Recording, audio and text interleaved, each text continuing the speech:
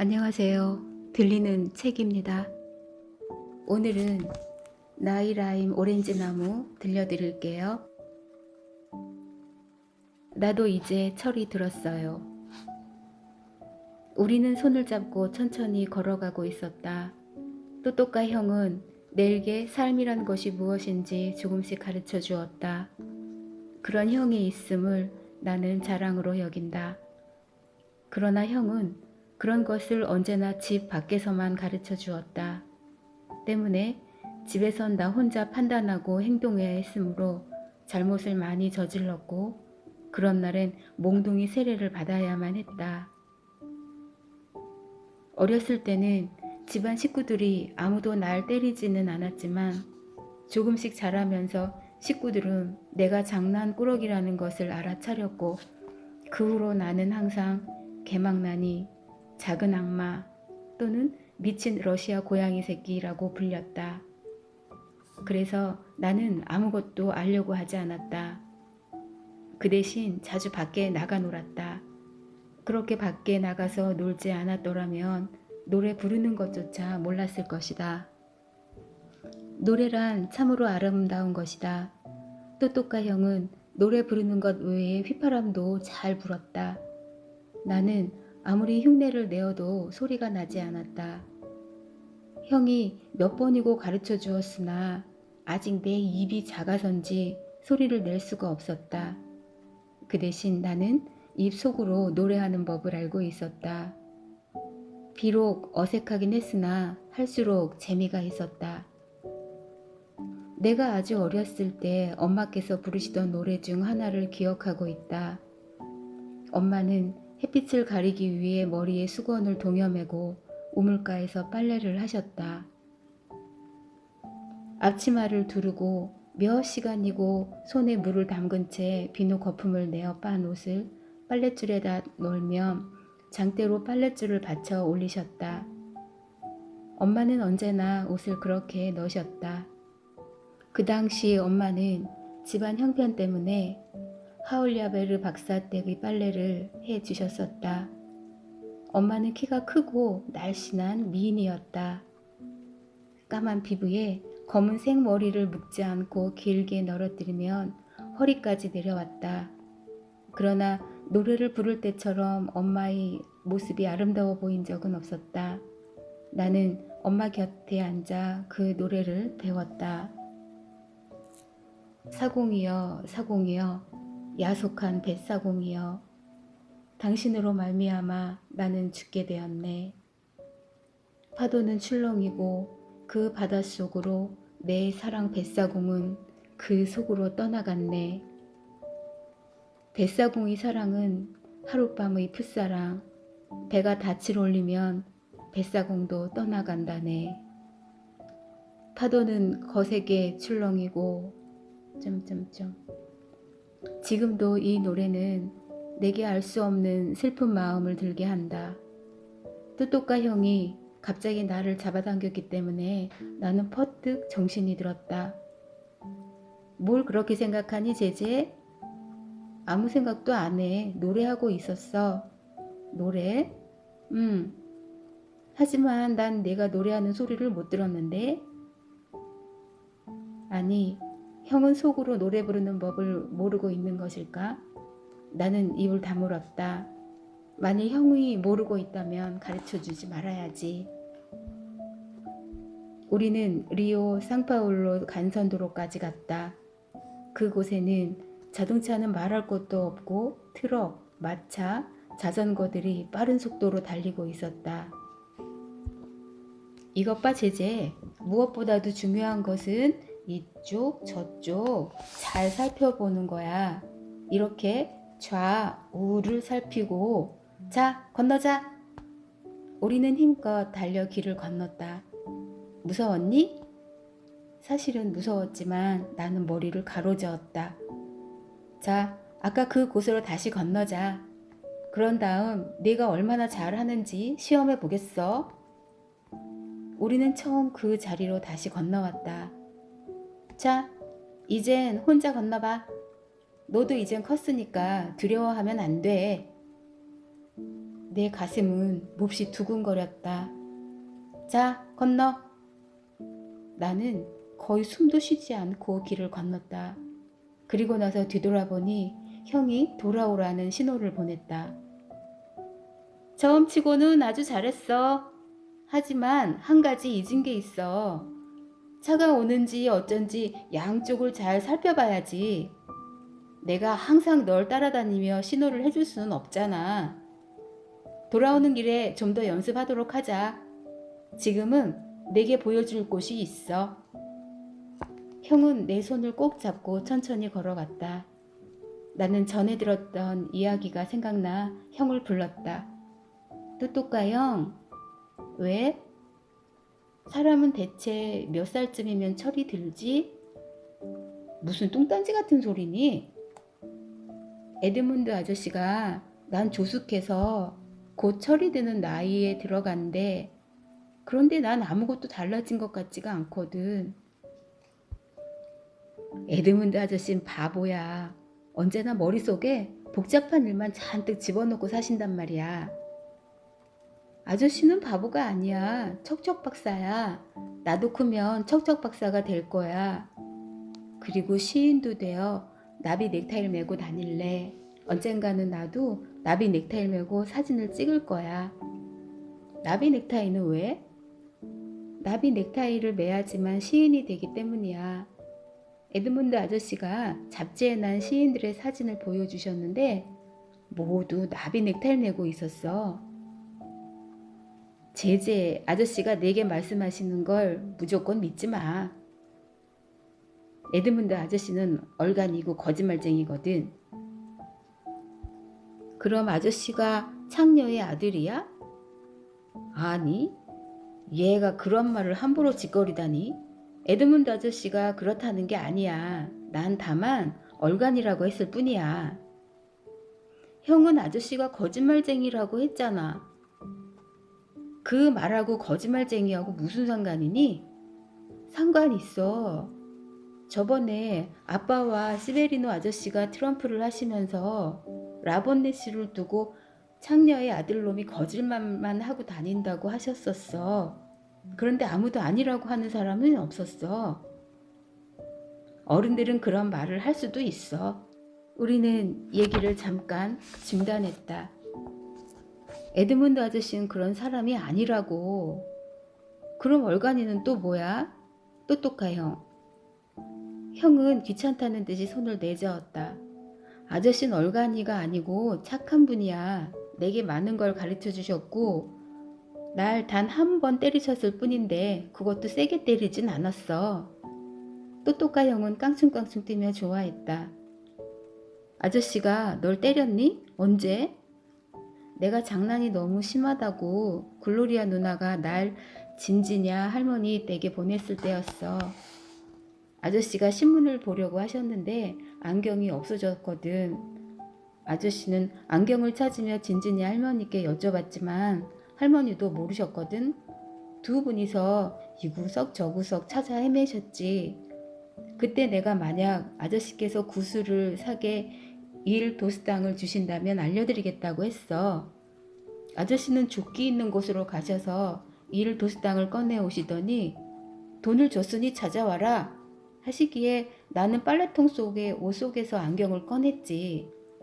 그러자 아저씨는 화를 내시며 내 놈 짓이구나 이 개구장이 녀석아 하시며 내 볼기짝을 한 대 때리곤 돈을 뺏어가셨어. 또또까 형은 큰 소리로 웃어댔다.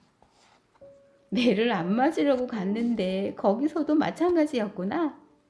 자, 빨리 가자. 너무 늦겠다. 나는 그래도 계속 에드문드 아저씨를 생각했다. 또또까 형, 어린애들도 퇴직자야? 그건 또 무슨 말이니? 에드문드 아저씨는 아무 일도 안 하시는데 돈을 받으시잖아? 일도 하지 않는데 시청에서 매달 돈을 주잖아. 그래서 아이들도 일을 하지 않고 먹고 자기만 하는데도 부모에게서 돈을 받잖아. 퇴직자라는 건 그런 게 아니야, 제제.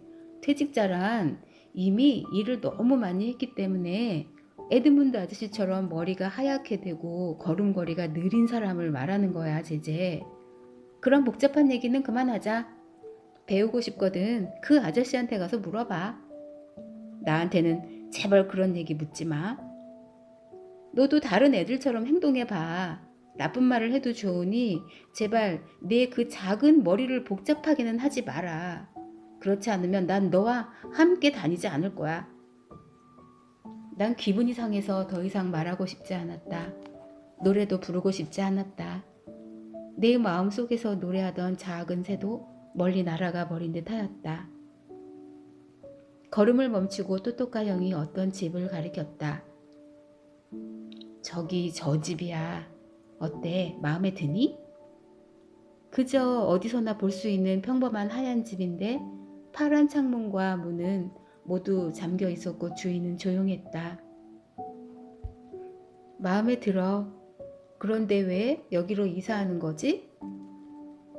그건 여기로 이사하는 게 더 낫기 때문이야. 울타리 너머로 망고나무 한 그루와 타마린드 나무 한 그루가 보였다. 넌 호기심이 많은 아이지만 우리 집에서 일어나고 있는 일들을 다 알지는 못할 거야. 아빠는 실업자가 되셨어. 그렇지? 아빠가 스코트필드 씨와 싸우고 난 뒤 공장에서 쫓겨나신 지도 벌써 6개월이 넘었어. 넌 랄라 누나가 공장에 나가는 것도 모를 거야. 또 엄마가 시내에 있는 방직 공장에 일하러 다니시잖아, 이 바보야. 이게 다 돈을 모아서 새 집에 집세를 지불하려는 거야. 지금 살고 있는 집은 이미 8달 지나 집세가 밀려 있어. 하긴 넌 이런 어려운 사정을 알기엔 너무 어리지만 나는 집안을 돕기 위해서 성당에 미사 돕는 일을 그만둬야 할 것 같아. 우리들은 잠시 동안 아무 말도 하지 않았다. 또또까 형, 흑표범 1마리와 사자 2마리도 이곳으로 데려올 거지? 물론 데려와야지. 닭장을 뜯어올 사람이 이 형 말고 또 누가 있니? 그리고는 나를 약간 슬픈 표정으로 쳐다보았다. 내가 뜯어다가 여기다 다시 만들어줄게. 나는 안심했다. 왜냐하면 그것이 없어지면 동생 루이스를 데리고 놀 새로운 놀이터를 만들어야 하기 때문이다. 이것 봐, 제제. 내가 너와 얼마나 친한지 알겠지? 이제는 네가 어떻게 그 일을 하게 될 수 있었는가 이야기해 줄 수 있지? 또또까 형, 난 정말 몰라. 거짓말은 하지 마. 누군가 내게 가르쳐 주었을 거야. 난 누구한테서도 배운 적이 없어. 정말이야. 아무도 내게 가르쳐 준 사람이 없단 말이야. 누가 가르쳐 주었다면 아마 잔디라 누나 말처럼 나이 데브라든 악마가 내가 잠들었을 때 꿈속에서 나를 가르쳐 줬을 거야. 또또까 형은 어리둥절해했다. 처음에는 진실을 말하라고 알밤을 주기도 했지만 난 거기에 대해 아무것도 얘기해 줄 수가 없었다. 혼자서 그런 걸 배울 사람은 아무도 없단 말이야. 그러나 나는 누구로부터 배운 적이 없었다. 때문에 그것은 신비스러운 비밀이었다. 몇 주 전의 일이었다. 갑자기 온 식구가 야단이었다. 진지니아 할머니 댁에서 에드문드 아저씨는 신문을 읽고 계셨고 내가 그 옆에서 진지니아 할머니 댁에서는 에드문드 아저씨가 신문을 읽고 계셨고 내가 그 옆에 앉아 있었던 때부터 시작되었다. 아저씨, 뭐냐 제제야? 아저씨는 다른 어른들처럼 안경을 콧등에 걸고 계셨다. 아저씨는 몇 살 때 글을 읽으셨나요? 67살 때쯤이었지 아마? 5살 때라도 글을 읽을 수 있나요? 그럼 읽을 수 있지. 하지만 쉬운 일은 아니란다. 5살은 너무 어리니까. 아저씨는 읽는 법을 어떻게 배우셨어요? 다른 사람들처럼 글자 연습판으로 배웠지. 비에다 A를 더하면 BA가 된다는 식으로 말이야. 누구든지 다 그런 방식으로 배우나요? 아마 그럴걸. 모든 사람들이 꼭 그렇게 배워야만 하나요? 아저씨는 화난 표정으로 나를 쏘아보았다.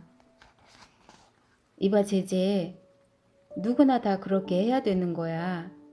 이제 신문을 좀 보게 귀찮게 하지 마라. 저기 뒤뜰에 구아바 열매가 있는지 가보렴.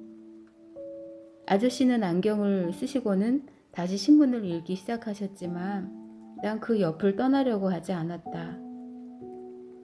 아이 속상해. 고함 소리가 너무 컸기 때문에 아저씨는 다시 안경을 코끝으로 끌어내리셨다. 내가 아무리 신문을 읽고 싶어도 아직은 안 돼. 제가 우리 집에서 먼 이곳까지 온 것은 아저씨한테 한 가지 질문만 하려고 힘들게 걸어왔겠어요? 자, 그럼 어서 얘기해 보려무나. 싫어요. 그렇게 빨리 얘기하긴 싫어요. 먼저 아저씨의 연금 지급일이 언제인지 알아야겠어요. 모레다. 아저씨는 나를 흘겨보듯 부드러운 미소를 지었다. 모레가 무슨 요일이에요? 금요일이다. 그럼 금요일에 시내에 가실 때 달빛 하나만 사다 주시겠어요? 좀 차근차근 말해 보려구나. 제제, 도대체 달빛이 뭐냐? 그건 영화에서 본 하얀 망아지예요. 그 망아지의 주인은 프레드 톰슨이고요. 아주 잘 훈련된 망아지예요. 그럼 넌 바퀴 달린 망아지를 사달라는 것이구나? 아니에요. 고삐에 손잡이가 달린 까만 나무로 만든 장난감 망아지를 갖고 싶어요. 전 커서 영화에 출연하고 싶은데 그러려면 연습을 해둬야 하거든요. 아저씨는 계속 웃기만 하셨다. 알았다 그래. 내가 그걸 사다 주면 넌 아저씨한테 뭘 해줄 테냐? 저도 아저씨께 해드릴 게 있어요. 뽀뽀 말이냐? 뽀뽀보다 훨씬 더 좋은 거예요. 그럼 껴안아 줄 테냐?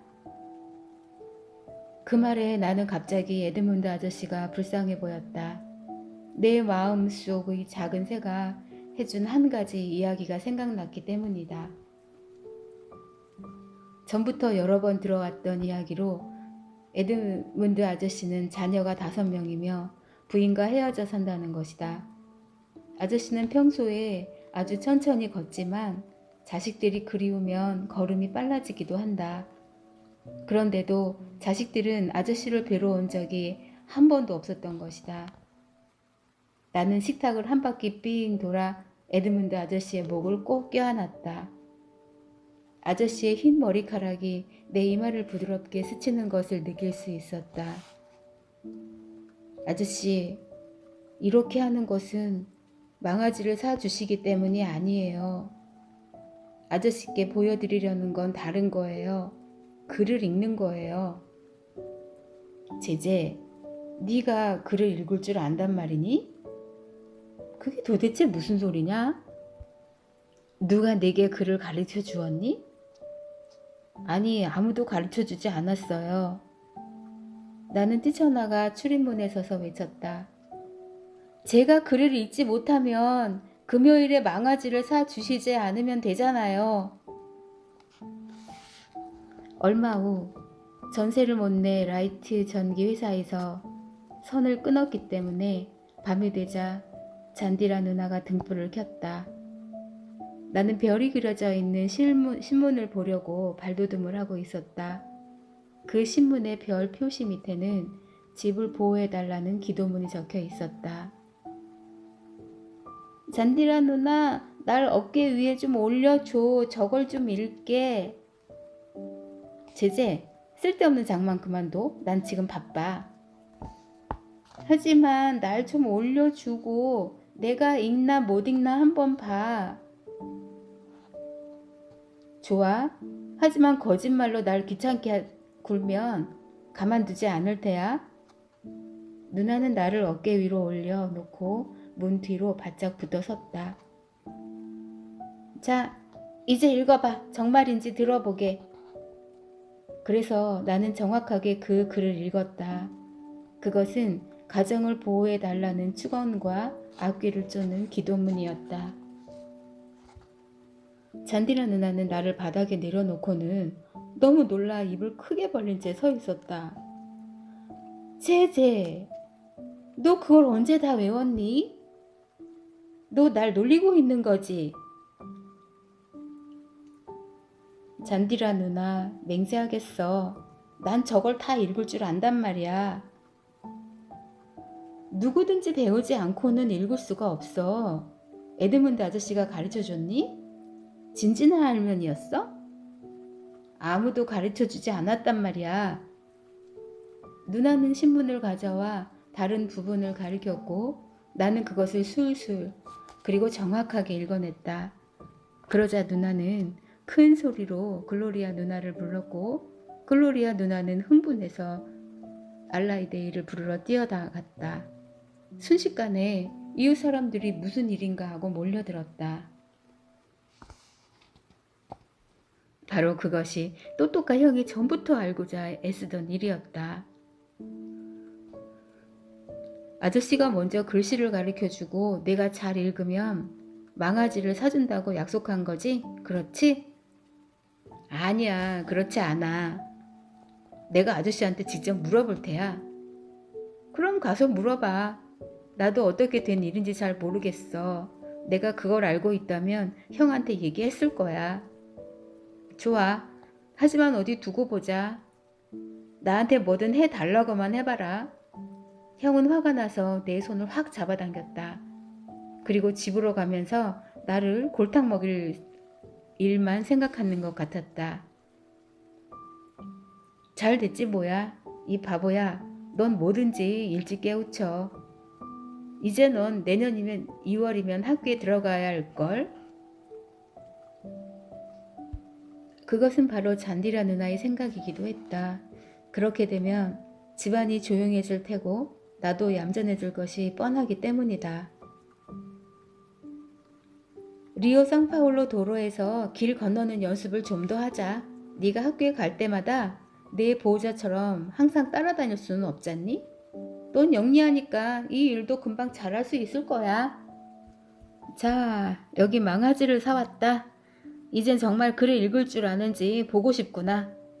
아저씨는 실문을 펼치고 약품 선정 광고문 한 줄을 가리켰다. 이 약품은 시중 약국과 같은 종류의 상품을 파는 모든 가게에서 살 수 있습니다. 에드문드 아저씨는 깜짝 놀라 뒤뜰에 계신 진지니아 할머니를 부르셨다. 어머니, 제재가 약국이란 말까지도 정확하게 읽었어요. 두 사람은 내게 다른 곳을 지적했고 나는 하나도 틀리지 않고 정확히 읽었다. 그러자 할머니는 세상이 뒤바뀌려는가 보다고 중얼거리셨다. 나는 망아지를 얻었고 에드문드 아저씨를 한 번 더 껴안아 드렸다. 아저씨는 내 턱을 가볍게 문질러주며 감격한 목소리로 말씀하셨다. 넌 정말 천재로구나. 넌 훌륭한 사람이 될 거야. 내가 제재라고 불리는 건 우연한 일이 아니었어. 너는 해가 될 것이고 별이 될 거야. 난 아저씨의 말을 알아들을 수 없어 멍하니 아저씨를 쳐다보기만 했다. 아마 그는 또또까 형의 말대로 정말 얼간이일지도 모른다고 생각했다. 넌 내 말을 이해하지 못하는구나. 그건 이집트의 요셉 이야기란다. 내가 좀 더 크면 그 이야기를 해주마.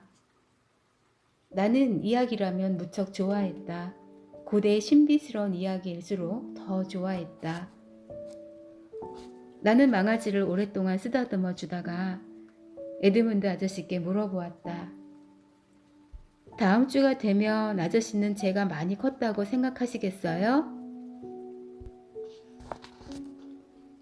나의 이라임 오렌지 나무, 우리 집에선 나이 많은 형제들이 어린 동생들을 하나씩 맡아 돌보고 있었다. 잔디라 누나는 글로리아 누나와 지금은 북부의 양녀로 보낸 누나를 돌봐주었었다. 안토니오 형은 그 누나의 애호물이었다. 랄라 누나는 얼마 전까지만 해도 나를 돌보아 주었다. 누나는 나를 무척 사랑해 주었으나 통 넓은 바지와 짧은 자켓을 입은 짝달만한 애인을 만난 뒤부터는 나를 거의 보살피지 않았다. 우리가 일요일마다 역 앞의 넓은 광장으로 축구를 하러 가면 그는 내 입을 막기 위해 맛있는 사탕을 주곤 했었다. 그래서 나는 누나의 비밀을 지켜주려고 에드문드 아저씨에게까지 아무 말도 하지 않았다. 내 밑으로 두 동생은 어려서 죽었기 때문에 난 그들에 대해서는 아무것도 알지 못했다. 어른들은 그 애들이 착한 삐나제 인디언이었다고 말했다. 얼굴색이 타는 듯하고 검은 긴 머리카락을 지니고 있었기 때문에 여자애는 아라끼, 사내에는 주란디르라고 이름 지었다는 것이다. 그 후 막내 동생 루이스가 태어났다. 처음엔 글로리아 누나가 루이스를 돌봐주었지만 지금은 내가 돌보고 있다. 사실 그 애는 돌봐줄 필요가 거의 없었다. 왜냐하면 너무 예쁘고 착하며 더 없이 조용한 아이였기 때문이다. 루이스는 말도 틀리지 않게 귀엽게 잘했는데도 난 기회만 있으면 밖에 나가 놀 방법이 없나 하고 궁리했었다. 제제 형, 동물원 놀이해, 응? 오늘은 비가 올 것 같지 않잖아? 그 애가 말하는 것이 얼마나 귀엽고 신기한지 머자나 루이스도 어른이 될 것 같았다. 하늘을 쳐다보니 맑은 하늘이 푸르게 빛나고 있었다. 그것을 보니 거짓말을 하고 싶지 않았다. 왜냐하면 내가 루이스를 데리고 다니고 싶지 않을 때면 번번이 이렇게 말하곤 했었기 때문이다. 미쳤니 루이스? 저기 먹구름이 오는 거 안 보여? 그러나 오늘은 동생이 손을 잡고 뒤뜰로 갔다. 뒤뜰은 세 부분으로 나뉘어져 있었다. 그것은 동물원과 줄리뉴 씨 집과 그 옆의 유럽인데 왜 유럽인지 내 마음속에 작은 새조차 몰랐다. 그곳에서 우리는 빵대 아숫가르의 케이블카 놀이를 하곤 했다. 그것은 단추들을 실에 꿰어놓는 놀이다. 에드문드 아저씨는 그 실을 케이블카 줄이라고 불렀는데 내가 잘못 알아듣고 말이라고 하자 아저씨가 말과 케이블카 줄의 발음 차이를 알려주셨다. 우리는 줄 한쪽 끝은 울타리에 다른 끝은 루이스의 손에 감아놓고 단추들을 하나씩 천천히 아래로 내려보냈다. 각 케이블카마다 우리가 아는 사람들로 가득 차 있었고 약간 큰 단추는 비리끼니의 케이블카 같았다. 이때 맞은편 울타리에서 고함 소리가 들려온 것은 당연한 일이었다. 그것은 내가 심한 장난꾸러기였기 때문이었다. 제제, 너 우리 집 울타리 망가뜨리는 거 아니냐? 아니요, 디메린다 아줌마, 보세요. 동생하고 노는구나. 그보다 더 착한 일은 없단다. 더 착해지려 했지만 그 순간 내 마음속에 작은 악마인 대부가 내게 장난을 치는 것보다 더 재미있는 일은 없다고 소곤거렸다. 아줌마, 작년 크리스마스 때처럼 달력을 주실 거예요? 달력으로 뭘 하려고 그러니? 빵 바구니 위에 걸어두고 보려고요. 그녀는 웃으며 약속했다. 그녀의 남편은 슈코 프랑코 거리에 있는 식료품 가게에서 일하고 있었다. 또 다른 하나의 장난감은 루시아노였다. 처음에 루이스는 루시아노를 몹시 무서워했고 내 바지 자락을 잡아당기며 돌아가자고 졸랐었다. 그러나 루시아노는 내 친구로 나를 보면 큰 소리로 울어댔다. 글로리아 누나도 이 친구를 좋아하지 않았고 박쥐는 어린애들의 피를 빨아먹는 흡혈귀라고까지 생각했다. 그렇지 않아, 고도이야. 루시아노는 내 친구이고 날 좋아해. 넌 이따위 벌레나 짐승들과 사귀길 좋아하더구나. 나는 누나에게 루시아노가 벌레나 짐승이 아니라는 것을 납득시키기 힘들었다. 내게 있어서 루시아노는 캄포도스 알폰소스 비행장에 날아다니는 비행기였다. 저것 좀 봐, 루이스. 루시아노는 우리가 말하는 것을 알아듣기나 한 것처럼 즐겁게 우리 주위를 맴돌았다. 나는 그가 내 말을 알아들었을 거라고 믿었다. 그는 비행기야. 그리고 또... 나는 갑자기 말문이 막혀버렸다. 에드문드 아저씨가 몇 번이나 가르쳐 주셨는데도 아크로바시아인지 아니면 아르코바시아인지 도대체 어느 게 맞는 건지 모르지만 어린 동생에게 틀리게 가르쳐 줄 수는 없었다. 아저씨께 다시 물어보기로 마음먹었다.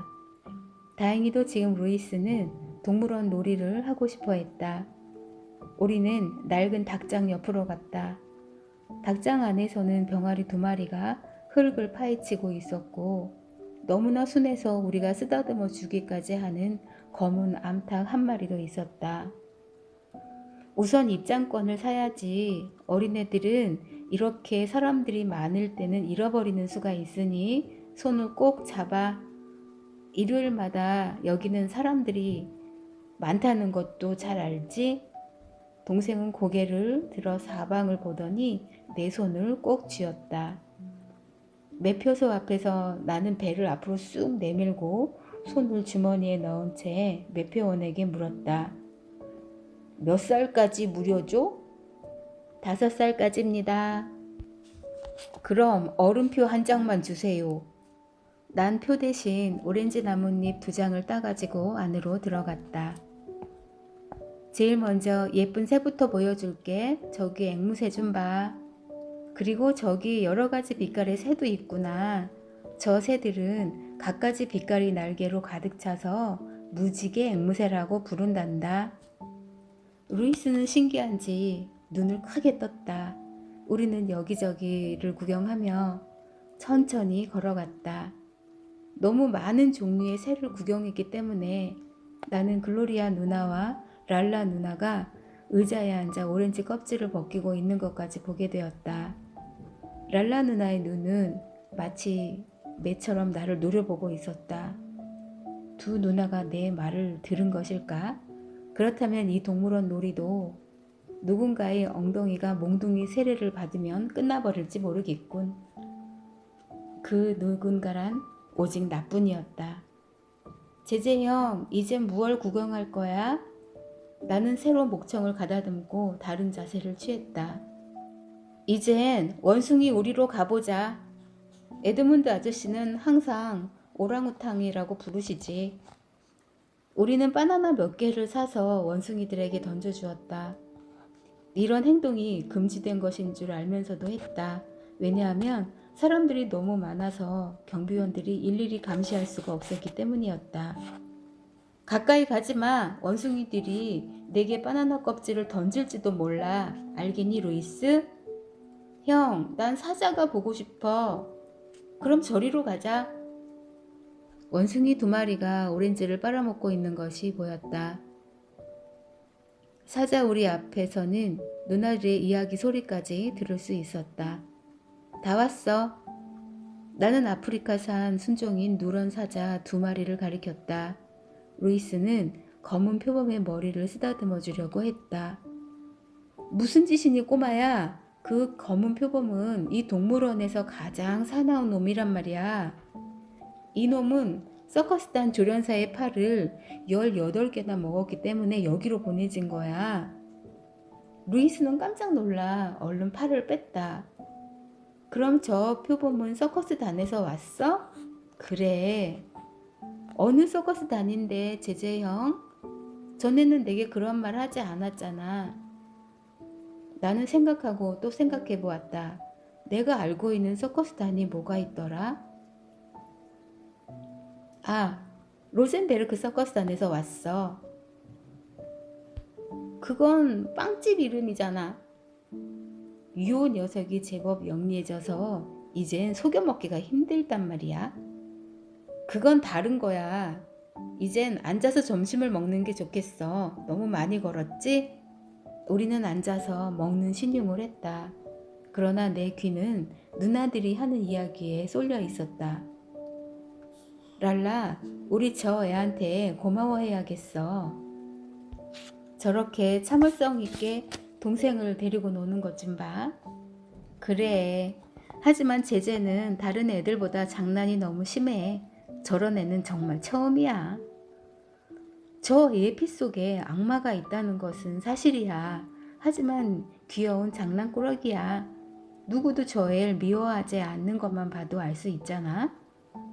하기야 하루도 매를 맞지 않는 날이 없지만 곧 철이 들겠지. 난 글로리아 누나에게 감사의 눈길을 보냈다. 누나는 항상 날 감싸주었고 그럴 때마다 난 누나에게는 다시는 장난치지 않겠다고 약속했다. 쟤들이 너무 조용한 것 같지 않니? 나중에 얘기하자. 누나는 벌써 눈치를 챈 것 같았다. 내가 담을 타고 셀리나 아줌마 댁에 뒤뜰로 들어간 것까지 알고 있는 것 같았다. 그곳에서 난 빨랫줄 위에 팔과 다리들이 바람에 흔들리는 것을 보고 신기해했다. 그러자 나의 작은 악마가 내게 저 모든 팔과 다리들을 한꺼번에 떨어뜨리라고 부추겼다. 장난꾸러기인 나는 작은 악마의 말대로 담 밑에서 날카롭게 생긴 유리 조각을 찾아 오렌지 나무 위에 살짝 올라가서 그 줄을 끊어버렸다. 하마터면 나도 떨어질 뻔했다. 잠시 후 고함 소리가 들려오고 사람들이 몰려왔다. 도와줘요! 빨랫줄이 끊어졌어요! 그러자 누군가 큰 소리로 외쳤다. 파울로 씨의 개구쟁이 아들 녀석의 짓이 분명해요. 그 녀석이 유리 조각을 들고 오렌지 나무에 기어오르는 것을 봤어요. 제재 형, 왜 그러니 루이스? 형은 어떻게 동물원에 관한 일들을 그렇게 잘 알아? 여러 번 가봤으니까 잘 알지. 그것은 거짓말이었다. 사실은 모두 에드문드 아저씨께 들은 것이었다. 아저씨는 나를 동물원에 데리고 가주시겠다고 약속했지만 아저씨의 걸음이 너무 느리기 때문에 동물원에 도착했을 때는 우리가 볼 것은 아무것도 없을 게 분명했다. 똑똑한 형은 전에 아빠와 단 한 번 동물원에 간 적이 있었다. 내가 제일 좋아하는 동물원은 이사벨시의 바락남작거리에 있어. 넌 바락남작이 누군지 아니? 내가 그걸 모르는 것은 당연하지. 너무 어려서 그런 것들을 아직은 잘 모를 거야. 그 남작은 틀림없이 하느님의 친구였을 거야. 그는 하느님이 한 쌍의 짐승과 동물원을 만드신 걸 도와줬거든. 내가 좀 더 크면 말이다. 글로리아 누나와 랄라 누나는 아직도 그곳에서 얘기하고 있었다. 내가 좀 더 크면 어떡하고? 그것 참 귀여운 녀석이군. 네가 좀 더 크면 동물들을 세는 법도 가르쳐주겠다는 말이었어. 20에서부터 25까지. 난 그곳에서 황소, 암소, 곰, 사슴, 호랑이가 있다는 건 다 알아. 그렇지만 있는 장소는 잘 모르거든. 내게 틀리게 가르쳐주지 않으려면 내가 먼저 알아야지. 이제 동생은 동물원 놀이에 실증을 내기 시작했다. 제재형, 작은 오두막집이란 노래 불러줘. 여기? 이 동물원에서? 사람들이 너무 많잖아. 아니야, 사람들은 이젠 다 가버렸어. 노래가 너무 기니까 내가 좋아하는 부분만 불러줄게. 내가 좋아하는 곳은 매미가 나오는 부분이었지? 나는 가슴을 펴고 노래를 불렀다. 당신은 내가 어디서 왔는지 아시나요? 그곳은 작은 오두막집이에요. 과수원 옆에 있는 작은 오두막집이에요. 높은 산 언덕에 있는 멀리 바다가 보이는 오두막집이에요. 나는 몇 소절을 건너뛰었다. 가느다란 야자수 사이에서 매미들이 노래를 부르지요. 황급빛 태양이 서산에 지면 처마 끝으로 지평선이 보이지요. 정원에서 분수가 노래하고 분수가엔 검은 새 한 마리가 지저귀지요. 내가 노래를 끝내고 돌아보니 저쪽에서 누나들이 날 기다리며 앉아 있었다. 그때 문득 한 가지 묘안이 떠올랐다. 그것은 쉬지 않고 노래를 부르는 것이었다. 그러면 누나들도 끝내는 지치고 말 것이라고 생각했다. 나는 작은 오두막집을 처음부터 끝까지 빼놓지 않고 반복해서 불렀다. 그리고 당신의 사랑스러운 여행자에게와 라모나라는 노래까지 불렀다. 또 라모나의 다른 두 가지 가사도 불러보았다. 이제는 더 이상 부를 노래도 없었다. 나는 큰 절망에 빠져버렸다. 결국 오늘도 매를 맞아야 할 것 같았다. 할 수 없이 나는 누나들이 있는 곳으로 걸어갔다. 각오하고 있었어. 자, 랄라 누나 때려. 나는 등을 내밀었다.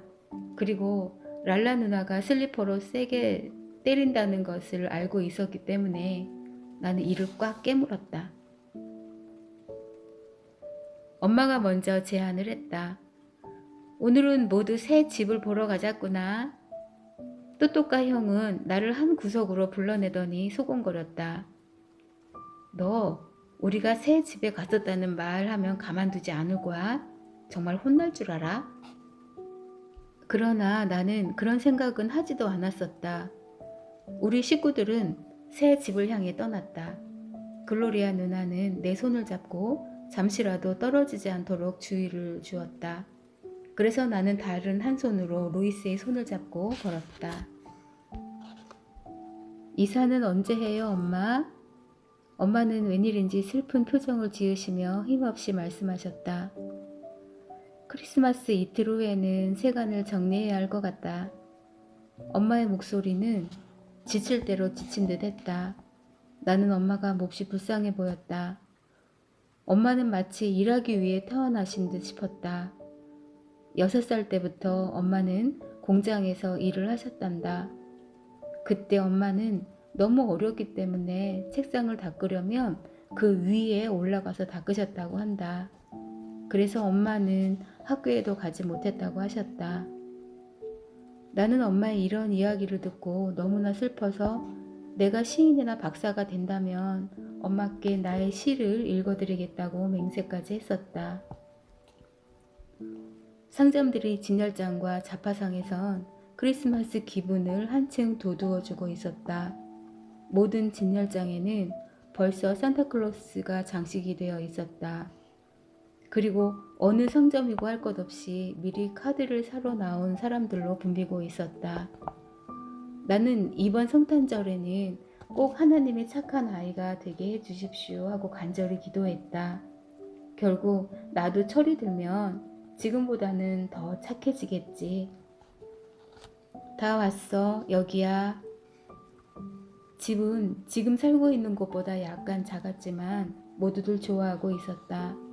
또또까 형이 엄마를 도와 문을 잠근 철사줄을 풀자 모두들 안으로 들어갔다.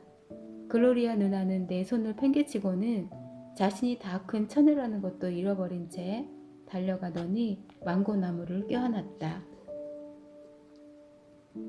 이 망고나무는 내 거야. 내가 제일 먼저 잡았으니까. 또또까 형도 타마린드 나무 한 그루를 잡고 역시 똑같은 행동을 했다. 내겐 아무것도 남아있지 않았다. 나는 거의 울상이 되어 글로리아 누나를 쳐다보았다. 고도이야, 내 건? 저기 뒤쪽으로 가봐. 아마 나무가 더 많이 있을 거야, 이 바보야.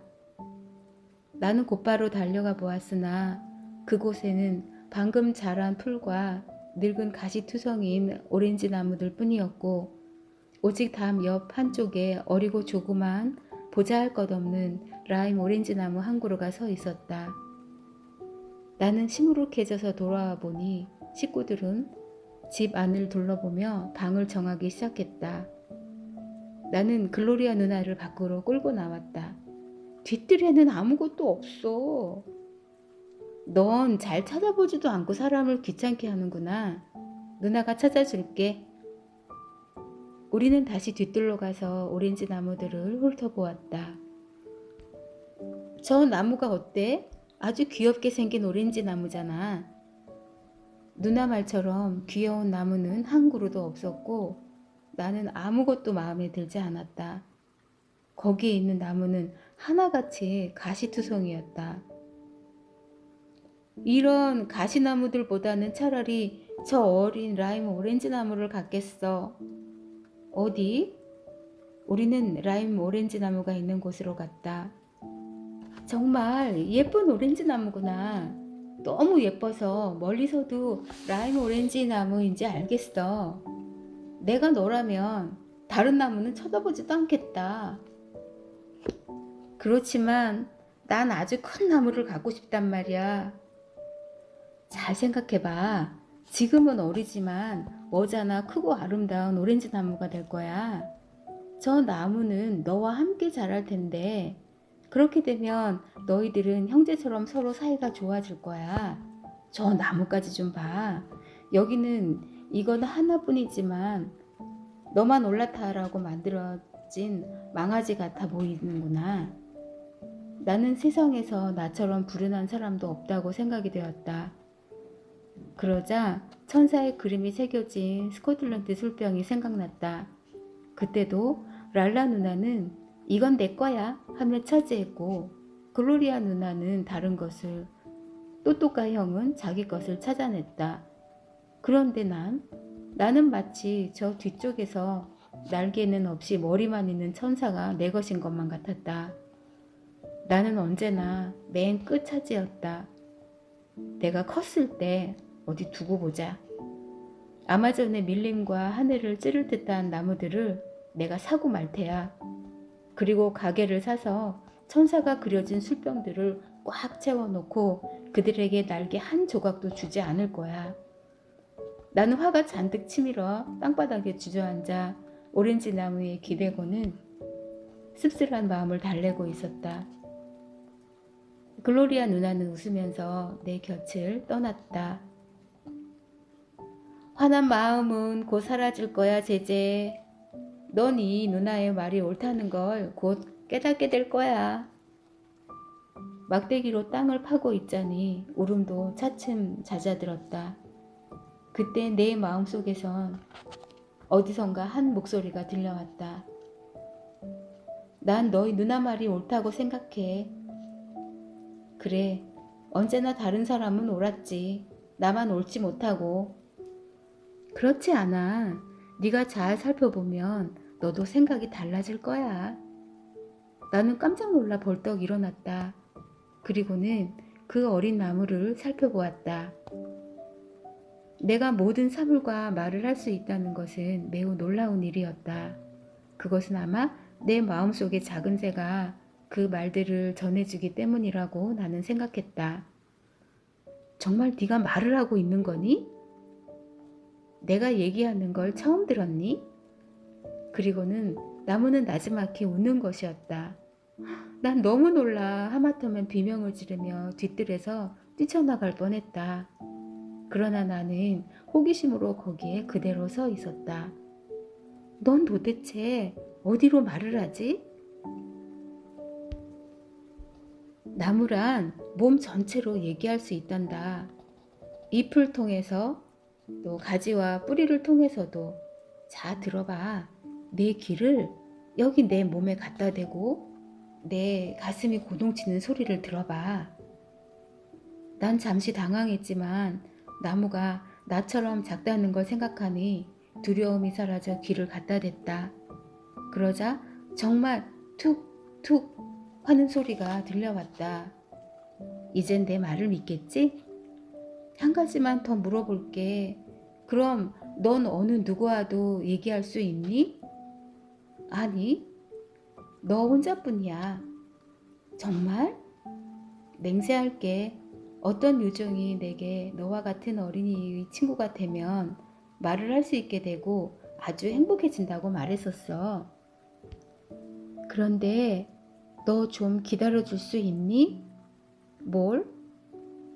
내가 이사 올 때까지 아직 일주일은 더 걸릴 텐데 그때 가서도 내가 말하는 걸 잊지 않을 수 있겠니? 물론 잊지 않아. 그건 너만을 위해서 그러는 거야. 너 내가 얼마나 부드러운지 시험해보고 싶지 않니? 어떻게? 자, 내 가지에 올라타봐. 나는 그가 시키는 대로 했다. 그럼 이제 눈을 살짝 감고 흔들어봐. 나는 또 나무가 시키는 대로 했다. 어때? 넌 지금까지 이보다 더 좋은 말을 타본 적이 있니? 아니, 없어. 아주 훌륭해. 내 달빛 망아지는 루이스에게 줘야지. 아마 너도 그 꼬마를 무척 좋아하게 될 거야. 나는 흥분한 나머지 라임 오렌지에서 내려왔다. 이봐, 내가 약속할게. 이사 오기 전이라도 시간을 내서 너를 만나러 올게. 난 이제 가봐야 해. 저기 모두들 나오고 있잖아. 아우, 그렇지만 제제 이렇게 섭섭하게 헤어지긴 싫어. 쉬, 저기 누나가 온다. 글로리아 누나는 내가 그 나무를 껴안는 순간 다가왔다. 잘 있어, 친구야. 넌 세상에서 제일 멋지고 귀여워. 내가 내게 말했잖아. 정말 누나 말이 맞았어. 이젠 누나가 내게 망고나무와 타마린드 나무를 준다고 해도 난 내 나무와 바꾸지 않겠어. 누나는 내 머리를 쓰다듬어 주었다. 오, 귀여운 녀석. 우리들은 손을 잡고 걸어 나왔다. 누나의 그 망고나무가 좀 바보 같다고 생각하지 않아? 아직 알 수는 없지만 약간 그런 것 같기도 해. 그럼 또또가형의 나무는? 그건 거의 쓸모가 없어. 그런데 왜 그러니, 제제? 응, 지금은 얘기할 수 없어. 하지만 언젠가 누나에게만은 이 기적을 이야기해 줄 테니 걱정 마.